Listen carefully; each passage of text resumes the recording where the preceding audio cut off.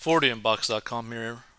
And apparently, this 27-year-old went from making $45,000 a year to bringing in over $350,000 with her online business, which I think is pretty cool. So let's check this story out. 3 years ago, Maya Portorio made $45,000 per year working in retail. Last year, she brought in more than $350,000 in sales from her online jewelry business, which she launched as a side hustle in 2019. And it's partially thanks to her sensitive skin. As a retail assistant for luxury apparel brand Pierre Hardy in New York City, Perio spent a lot of time lamenting the fact that most trendy fun jewelry was either unaffordable or made from cheap materials that gave her itchy rashes. I have very sensitive skin, she tells CNBC Make It. I can't wear bras, I can't really wear too much copper. She decided to launch boutique brand Kit & Co. Jewelry, which makes affordable jewelry from skin-friendly materials, largely out of frustration, she says. I thought, why not try to make a business out of something I actually need? So starting from scratch with about $2,000 of her own savings, Portorio reached out to suppliers and manufacturers for help turning her idea into an actual jewelry line. She leveraged social media, getting online influencers to feature her pieces and posts. Now, she typically rakes in more than $30,000 in monthly revenue, taking home anywhere from $15,000 to $20,000 per month in profits.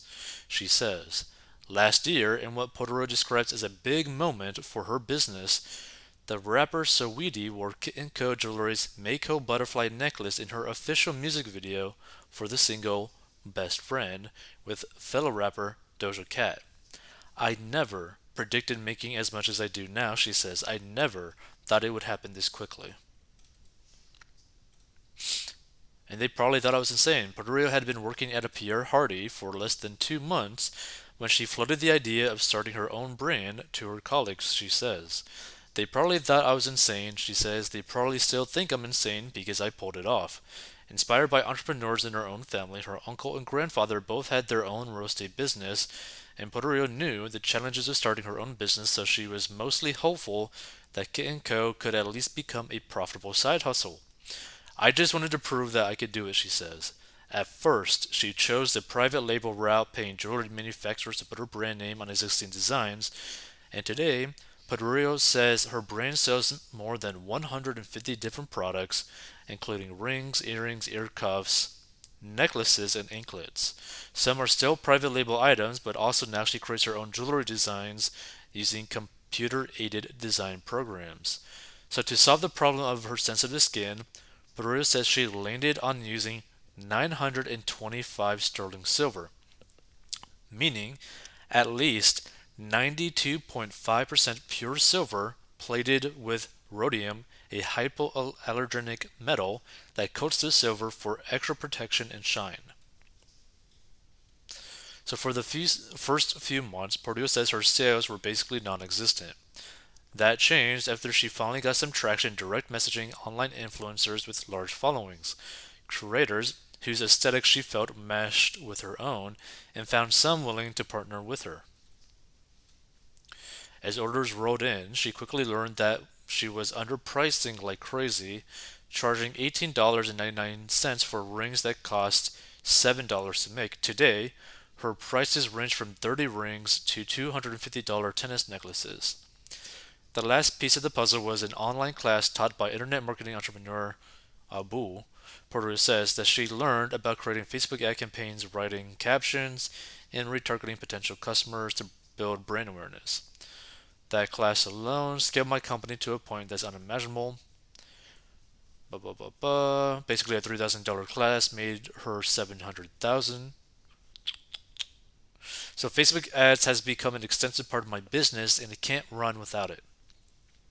By her fourth month in business, Purdue says her sales had gone from zero to $500, and then $500 quickly became $1,000. Just a few months later, she was seeing $10,000 per month in sales. Still, she didn't quit her day job because she is reinvesting her jewelry money back into the business, she says. She'd talk with manufacturers and influencers during her lunch break and spend evenings at her parents' house in New Jersey fulfilling orders. That often meant sorting through thousands of bubble mailers and spending all night packaging jewelry. Everyone thought I was crazy, she says. Bless my family. They would hear me pulling tape until 3 a.m. In mid 2020, more than a year after she launched Kit & Co., Portorio finally quit her day job. That year, the company totaled $472,000 in gross sales, nearly double the $250,000 from Portillo's first year in business.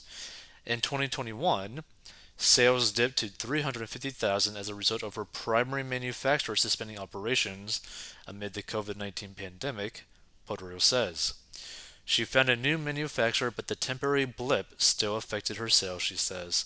Once the business took off, Portillo hired her mom and a few friends to help with packaging and customer service requests. She says she plans to roll out another 150 items over the course of this year, from new styles of existing products to new categories like men's jewelry and even stationery. I love to have a large variety of options for everyone to find what they like, to find their version of themselves within my style, she says. That idea and affordability have been Portillo's goals since she first decided to start her own business. As her one time side hustle continues to blossom as her full time gig, Portillo is adamant that she always wants to keep those goals front and center. I don't really believe in going into debt for a piece of jewelry, she says. To me, jewelry is about expression. Jewelry is supposed to be fun and lived in. Hey, I really like this perspective. I don't really believe in going into debt for a piece of jewelry. That being said, if you want to learn how to get out of debt and master your money, go to 40inbox.com and you will learn how to get out of debt and master your money. And now, feel free to give your thoughts about this. I thought this was a pretty cool thing, right?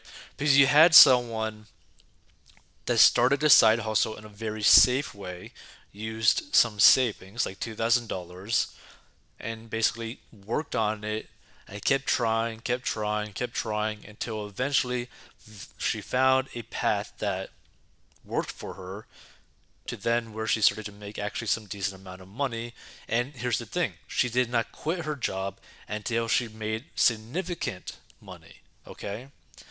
Like she had to make like hundreds of thousands of dollars before she actually quit her job that was only paying her $45,000 a year. So I think that's pretty impressive to be able to hold off on just quitting your job right away, right? Like she did it in such a smart way that like reading it honestly makes me happy, right? Because a lot of times you see people do things too quick at the detriment of themselves, right?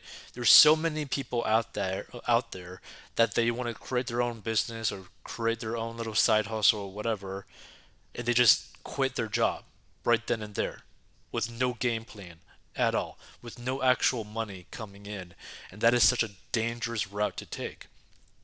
Like here's the thing, if you want to build up a side hustle and have like your very own business or something, what you need to do is continue working at your job and until your side hustle or your business, right, ends up generating the equivalent or more than what your current job makes you, your current income stream makes you.